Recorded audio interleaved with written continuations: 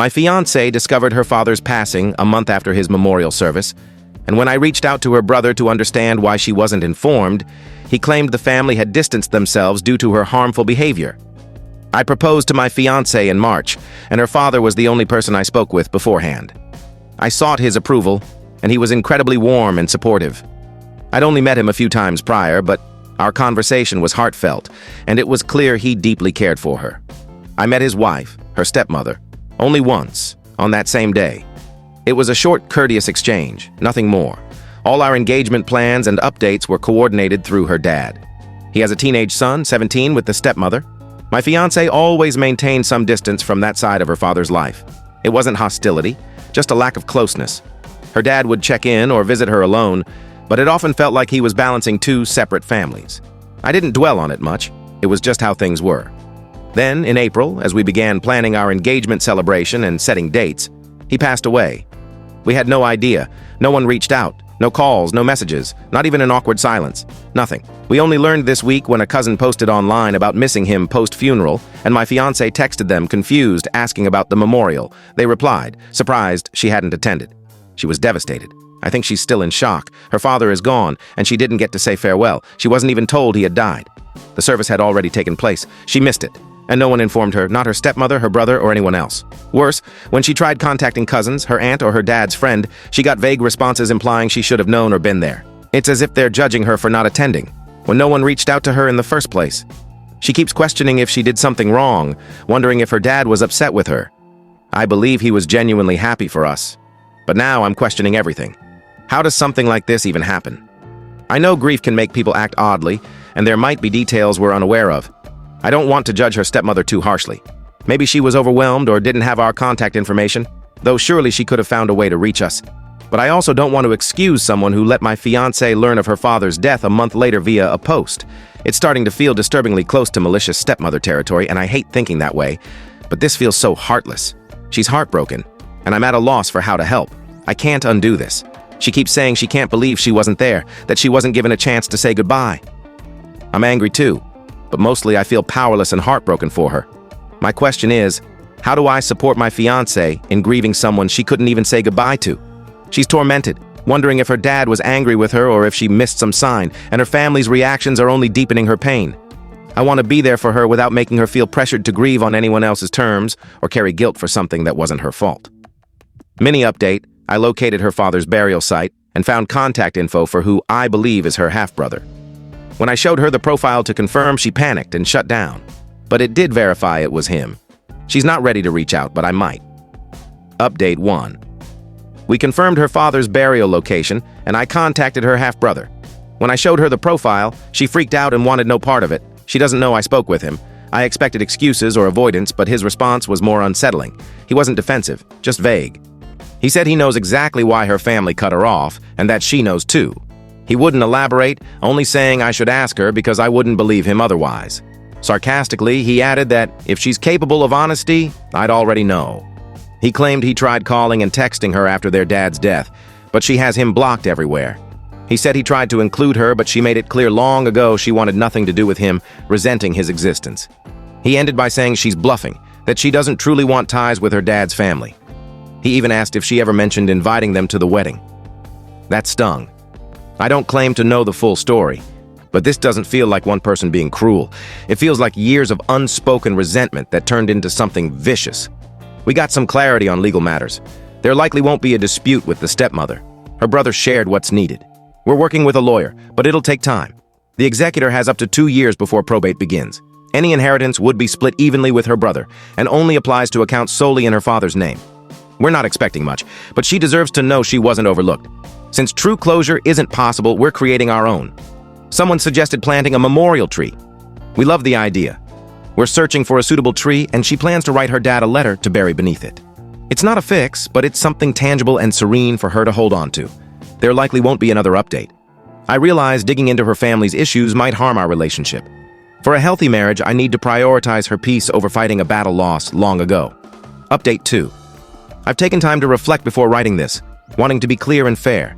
This isn't just about a relationship ending, it's about realizing how much I lost myself in the name of love, patience, and hope. After we called off the engagement, she moved in with a co-worker friend. but things had been falling apart for a while. I thought I was being supportive, giving her space to grieve and open up on her terms. In reality, I was being emotionally manipulated. She acted like she wanted to reconnect with her brother after her dad's death. At the time, it seemed like progress, like she was healing. But it was a facade to gain sympathy and dodge tough questions. The more I learned, the clearer it became that she had no real interest in reconciliation, only in playing the victim. What's hard to admit is how often she subtly manipulated me, controlling narratives and using silence or emotional distance to make me prioritize her over my lifelong friends and family. I see now how isolated I became. A friend I reconnected with post-breakup joked, "You didn't date her, you were her PR manager." It hit hard because it felt true. There were times I wasn't just supporting her, I was constantly explaining basic respect, empathy, and how to show up in a relationship. It felt less like a partnership and more like teaching someone to be a decent human. That emotional labor took a toll, and I see now how much of myself I lost.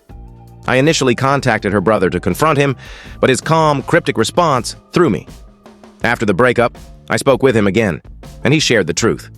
Her family cut her off due to repeated abusive outbursts, not just toward her dad, but also her stepmother and brother. He said I wouldn't have seen it because she reserved that side for them. He showed me her dad's old phone. The texts between her and her father were vicious, manipulative, and cruel. I don't know how her dad maintained contact after those messages. If my child spoke to me like that, I'd be heartbroken and distance myself. No parent deserves such cruelty. After her dad's passing, she started lashing out at me too. That's when the pattern emerged. Ironically, she didn't care about my talks with her brother until she learned I helped him with a scholarship site, and helped is generous. I mentioned the Common App, something I always bring up when college comes up. It's a straightforward platform that streamlines applications and boosts kids' chances. I've told my cousins the same. She knew this, having seen me share it with my family. But she twisted it into a betrayal, like I'd committed a crime. That's when things shifted. Even then, I didn't end it immediately. I suggested slowing down and postponing the wedding. Instead of honesty or reflection, she became hostile. Maybe it was her way of pushing me away, and it worked. Post-breakup, she kept reaching out, apologizing, promising to seek help. But I'd asked her to consider therapy earlier, and she refused every time. Now, knowing everything, I can't imagine marrying her, let alone raising a child with someone who hides so much, lashes out when confronted, and only offers change when it's too late. My family has been incredibly supportive. My sister's staying with me now, joking it's for my protection, but it just feels good to have family again. For the first time in a while, I feel like myself. That's it. No more excuses or what-ifs, just the truth and a new beginning. Next story. My parents never tried to connect with my fiancée and kept warning me I'm making a grave mistake by marrying her, with my dad even calling me an idiot, while her family has embraced me like their own son. Background. Throughout our relationship, my parents have shown little interest in getting to know my fiancée. The only time they invited her over was when she offered to care for me after my wisdom tooth surgery. They've never made an effort to meet her parents, despite their many invitations. Meanwhile, my fiancé's family welcomed me warmly. I met them 6 months into our relationship, and they've consistently included me in dinners, vacations, and holidays. They even let me stay with them while I finished my degree, as my family's dynamic was straining my mental health. The conflict. Since I shared my plan to propose, my parents have repeatedly said I'm making a colossal mistake. They argue I'm too young, should date others before settling down, and throw out conspiracies about her motives, like her parents using their wealth to push the marriage, or her wanting a fairy tale wedding and leaving once I can't provide everything. When I ask for evidence, they just say, "You're blind to it." As Catholics, they're also upset that I live with and am intimate with someone I'm not married to, and that her parents are fine with it. They bring this up whenever they criticize her or her family. How I'm handling it. What confuses me is that my parents have otherwise always supported me, saying they love me and want the best for me. Our relationship improved a lot since college, and I enjoy visiting them. This makes their behavior feel like a betrayal, as I love my parents but feel manipulated by how they talk about my fiancée and her family. My fiancée is my best friend, and I love her deeply. I don't care that she's my only romantic partner because I don't want anyone else. We respect, trust, and communicate openly with each other. Her family treats me like their own. It frustrates me that my parents won't even try to see how wonderful they are. I've given up reasoning with my dad. He doesn't listen. So I've focused on explaining to my mom what my fiancé means to me. She seems to listen, but reverts to the same mindset within days. In our last talk, she said the idea of me marrying my fiancé makes her feel sick, which gutted me. How I feel about the future. Despite this, I want my parents in my life. Though I resent them for putting me in this position, losing them over this would hurt just as much. Still, part of me wants to stop trying and let them isolate themselves, but my fiancée and her family still want them involved in our marriage and future, despite their harsh words. As I plan our wedding, this weighs on me daily. I feel I haven't done enough to change their views to justify cutting them out, so I keep trying. But every moment with my parents makes me feel guilty for loving people who say such awful things about my fiancée and her family. I'm torn. Update, May 10th, 2025. After my original post, I set a boundary with my parents. I told them I couldn't tolerate their unfounded attacks on my fiancée and her family, and until they were willing to try seeing things differently, I'd cut contact to protect our peace. My mom was devastated. My dad barely acknowledged it. My grandma, mom's side, urged me to reconsider, as my mom was struggling. After a month of no contact, my fiancé and I reassessed and agreed to ease the boundary with my mom if she approached our relationship openly. We set expectations. 1. She had to spend time with us. 2. Invite my fiancé to family events. 3. Meet my fiancé's mom. Over 6 months, my mom met these. She and my fiancé got along wonderfully, better than I hoped. My fiancé attended family gatherings, and my extended family adored her. My mom and my fiancé's mom met for lunch, and despite nerves, it went well. Though my mom's still warming to the idea of our marriage, she's made progress, and we've been patient. The challenge was getting my dad on board. I knew it'd be tough, but I hoped my mom's progress would influence him.